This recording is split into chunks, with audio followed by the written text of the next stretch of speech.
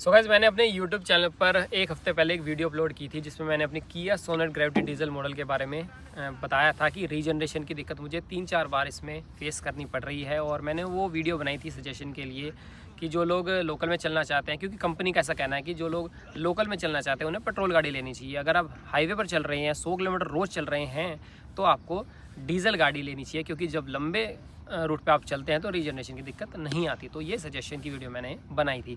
उस पर काफ़ी लोगों ने कमेंट भी किए, कुछ सजेशंस भी थे, उनके बारे में आज हम डिस्कस करने वाले हैं। कुछ क्वेश्चन आंसर्स हैं, उनके बारे में आज चलिए डिस्कस करते हैं। तो सबसे पहला है जो मैं आपको बताऊं, भाई टाउन में जब चलाते हो दिन में एक बार थर्ड गियर 2500 RPM पे खींचो 1 किलोमीटर के लिए, कोई DPF नहीं आएगा, नॉर्मल चीज़ है, टेंशन नहीं, डीजल क्वालिटी की बात है।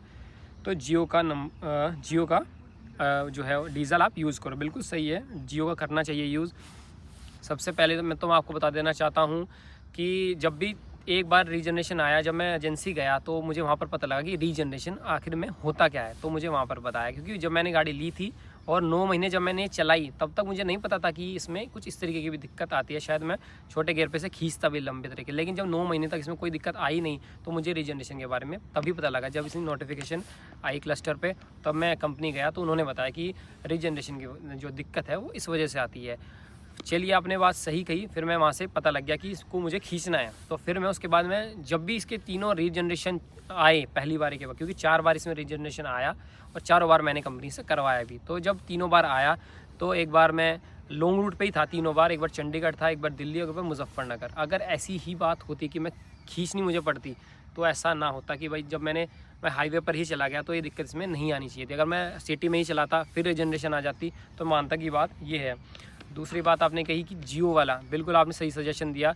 जब हम कभी यमुनानगर जाते हैं, अम्बाला चंडीगढ़ जाते हैं तो जियो के पेट्रोल पंप है, वहाँ हाईवे पर है, हम वही सजेस्ट करते हैं सबको और उनको वहीं से ही जो है डीजल डलवाते हैं। लेकिन अपने सहारनपुर में जो है वो जियो का पेट्रोल पंप अभी सिटी में नहीं है, आउटर में ही है। तो अगर हम सिटी में अंदर चलना है तो हम कहाँ से जियो का डलवाएंगे डीजल। तो ये चीज़ है। और डीजल अगर नॉर्मल अभी, क्योंकि कंपनी का ये भी कहना है कि डीजल आप सही डलवाइए, इससे गलत डीजल से भी ये चीज़ हो जाती है, लेकिन हम तो चेक नहीं कर सकते। जियो के अलावा आप किसी पे भरोसा कैसे करें कि किसने डीजल सही डाला है और किसने नहीं। तो चलिए अगला है, हुंडई किया में DPF का बहुत इशू है। हुंडई और किया में दोनों में इशू है, टाटा में उतना नहीं है issue. Better go for Nexon diesel. तो चलिए यार, हमें थोड़ा ऊपर नेक्सन और पंच जो सेगमेंट है, बलिनो सेगमेंट है, इनसे ऊपर वाली गाड़ी में थोड़ा जाना था। तो हमने किया सोनेट ही इसमें प्रेफर किया, क्योंकि किया की मैं तारीफ़ करूँ तो किया जितने प्राइस में ये फीचर्स दे रही है शायद और कोई कंपनी नहीं दे रही है। तो किया की गाड़ी आगे चल भी काफ़ी रही है, तो हमने यही प्रेफर की। तो चलिए अगला कमेंट है, मेरी सोनेट डीजल ग्रेविटी एडिशन तो मस्त चल रही है, 1 साल में मैंने 12,000 चलाई है, नो इशू टेल नाउ। बिल्कुल सही बात आपकी, और मैं चाहता हूँ आपकी गाड़ी में कोई दिक्कत आए भी ना, चाहे ये 12,000 हो, चाहे 1,20,000, चाहे 2 लाख भी चल जाए। ये दिक्कत मेरे साथ आ रही है और ये किसी के साथ ना आए, अच्छी बात है। क्योंकि लेकिन मैं आपको बताऊँ, 20,000 चलने के बाद भी मेरे साथ ये दिक्कत आई है। 12,000 तक तो मुझे भी नहीं पता लगा है, मुझे इससे बेस्ट गाड़ी कोई लगी नहीं रही थी। और डीजल मैंने इसलिए ली थी, जो बात चल रही है कि खींचना चाहिए। अब 6 गियर की गाड़ी अगर कोई लेता है तो खींचने के लिए लेता है हाईवे पे, इसलिए मैंने डीजल ली थी पिकअप के लिए और 6 गियर के लिए, ताकि हम गाड़ी को थोड़ा अच्छा चला सकें। तो चलिए एक कमेंट और है कि बाईपास करवा दो इसको भाई, जाकर इसमें DPF फ़िल्टर हटवा के स्ट्रेट पाइप लगवा दो, सारी प्रॉब्लम सोल्व हो जाएगी। तो भाई ये मैंने आपके कमेंट में सजेशन पढ़ा और इसको पढ़ने के बाद मैंने एजेंसी में बात भी की कि ऐसा हो सकता है। तो उन्होंने कहा कि कंपनी तो ऐसा कुछ नहीं करती है, लेकिन अगर आप बाहर करवाना चाहो, कोई कर दे तो आप करवा सकते हो। तो अगर ये चीज़ कंपनी कर देती तो हमें थोड़ा और ट्रस्टेड लगता है, लेकिन बाहर करवाने में तो थोड़ा इशू है कि भाई गाड़ी की वारंटी भी ख़राब होती है और गाड़ी में क्या फ़ॉल्ट आ जाए बाहर से। तो मैं तो बाहर सर्विस और इसको छुड़वाता भी नहीं हूँ। पहले हमारे पास जो गाड़ियाँ रही वो भी हमने कंपनी में ही सर्विस कराई, तो इसका तो कोई सजेशन नहीं चल सकता।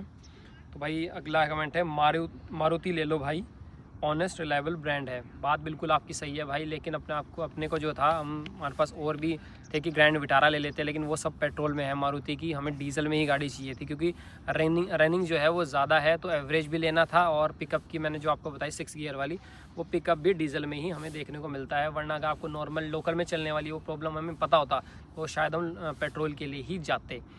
तो ये फ़ायदा, वरना भाई मारुति से बढ़िया तो कोई गाड़ी है ही नहीं। मेंटेनेंस कम है, एवरेज ज़्यादा है, और कोई दिक्कत है ही नहीं रीजनरेशन वाली भी। लेकिन ये चीज़ अगर रीजनरेशन वाली दिक्कत पहले पता होती, अगर कंपनी हमें बता देती, तो शायद हम ये चीज़ प्रेफर ना करते। अब इसमें प्रॉब्लम आ गई है तो इसका सोल्यूशन हम ढूंढ रहे हैं। जैसे कि मैंने आपको पिछली वीडियो में बताया था कि इसका जो DPF फोल्डर है वो शायद चेंज होगा, कंपनी अभी कर नहीं रही है, लेकिन दोबारा से अगर मैं उनके पास जाऊँगा, उन्हें बोलूँगा तो शायद ये चेंज हो जाए।